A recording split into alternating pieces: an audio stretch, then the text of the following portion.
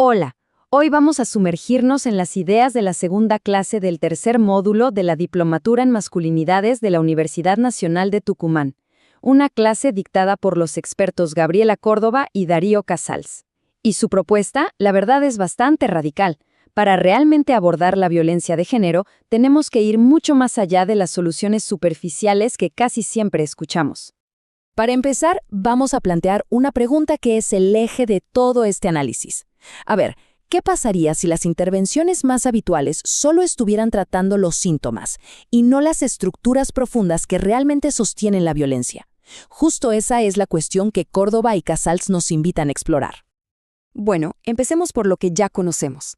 En esta primera parte vamos a darle una mirada a los métodos más comunes que se usan para trabajar con hombres que ejercen violencia. Y vamos a ver por qué, según estos expertos, la mayoría de las veces se quedan cortos para lograr un cambio que sea real y que dure. Aquí tenemos a los dos modelos más conocidos. Por un lado está el ecológico, que entiende la violencia como un fenómeno social súper complejo con un montón de causas, desde lo personal hasta lo estructural. Y por otro, tenemos el cognitivo-conductual, o TCC, que es el más usado y que va directo a cambiar los pensamientos y comportamientos del individuo. Ahora, aquí viene lo interesante, la crítica de Darío Casals. Él reconoce que el modelo cognitivo-conductual es útil y que de hecho puede reducir la reincidencia. Pero, y este es un gran pero, afirma que se queda corto. ¿Por qué? Pues porque se limita a corregir la conducta que vemos, la superficie, sin meterse de lleno con las raíces culturales y estructurales que generan esa violencia desde el principio. Y bueno, también hay otros enfoques que son todavía más simples. Casals, por ejemplo, critica de frente al llamado modelo de ventilación y lo califica como un divague. La idea de que los hombres solo necesitan descargar su enojo puede sonar bien, pero es solo un alivio temporal. No genera ningún tipo de responsabilidad sobre el daño que se causa en los vínculos. Entonces, ¿por qué fallan tantos modelos? Porque ignoran el verdadero motor del problema. Y aquí entra un concepto clave, la violencia simbólica. Es esa fuerza invisible que, según Casals, hace que la desigualdad nos parezca de lo más normal, casi sin que nos demos cuenta. A ver, ¿qué es exactamente la violencia simbólica? Imaginen un tipo de poder pero tan sutil que se vuelve invisible. Y lo más loco es que funciona con el consentimiento de la persona que la sufre. ¿Cómo?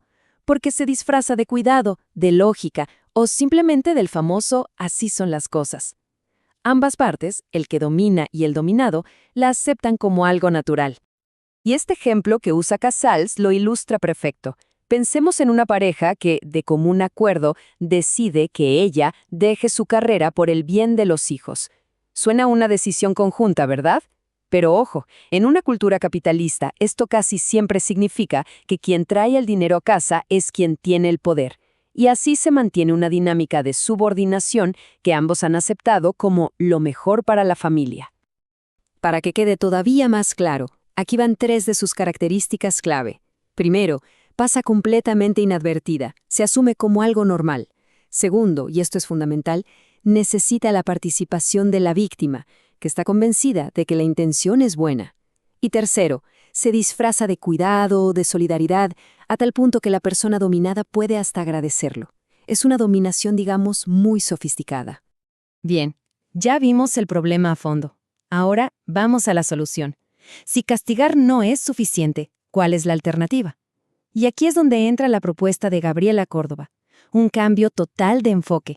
Dejar de pensar en castigo y empezar a pensar en responsabilidad, y en una transformación real y profunda.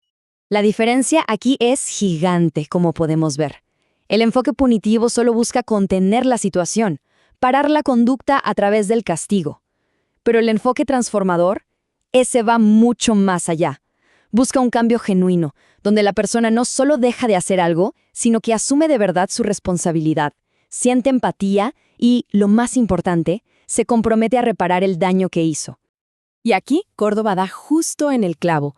Dice que la intervención fracasa cuando quien coordina el grupo simplemente baja línea, o sea, cuando impone reglas o sermonea. ¿Y por qué fracasa? Porque si la persona no se involucra emocionalmente, subjetivamente, en su propio proceso de cambio, cualquier modificación va a ser para la foto, superficial y pasajera. Y este punto es clave para que todo lo demás funcione. Para que un hombre quiera cambiar, primero tiene que entender que el modelo tradicional de masculinidad también le pasa factura a él. Como vemos en la lista, empobrece su mundo afectivo, le impide conocerse de verdad y lo encierra en una especie de coraza emocional. El enojo se vuelve la única emoción permitida y esconde todo el dolor que hay debajo. Darse cuenta de estos costos personales es lo que abre una puerta al cambio y baja la guardia. Muy bien, pero ¿cómo se logra esto en la práctica? Bueno, el camino hacia la reparación empieza con un paso fundamental. Hay que hacer visible el daño.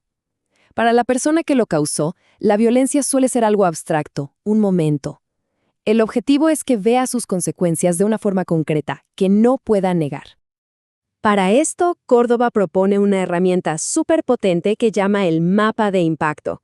Se les pide a los participantes que dibujen un esquema simple de su vida, su pareja, su familia, sus amigos, el trabajo, todas las áreas y relaciones que son importantes para ellos. Y aquí viene el momento de la verdad. Se les pide que coloreen cada parte de ese mapa que fue afectada negativamente por sus acciones violentas. Y de repente, el daño deja de ser un hecho aislado con su pareja. Ven cómo esa violencia manchó la relación con sus hijos, su trabajo, sus amistades. El alcance real del daño se vuelve innegable. Una vez que el daño es visible, empieza el trabajo de verdad, la reparación. Córdoba lo divide en estos 4 pasos. Y fíjense en la progresión. Primero, reconocer al otro como una persona. Segundo, nombrar el daño, ponerle palabras, sin excusas. Tercero, hacerse cargo del dolor causado. Y finalmente, el paso más importante, comprometerse activamente a reparar lo que se rompió.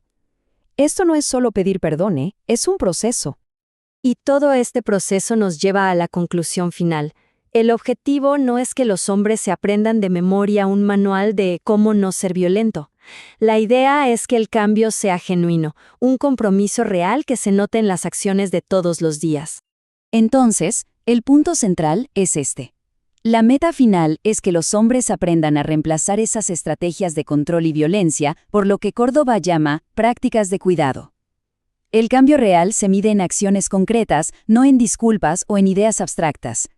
Se trata de asumir la responsabilidad de cuidar, activamente, el bienestar de la gente que los rodea. Y para cerrar, les dejo esta reflexión. Después de todo lo que vimos, ¿alcanza con solo detener la violencia? ¿O un cambio verdadero exige el compromiso, difícil pero necesario, de reparar el daño que ya se causó? La respuesta, creo, define el tipo de sociedad que queremos construir. Gracias por acompañarnos.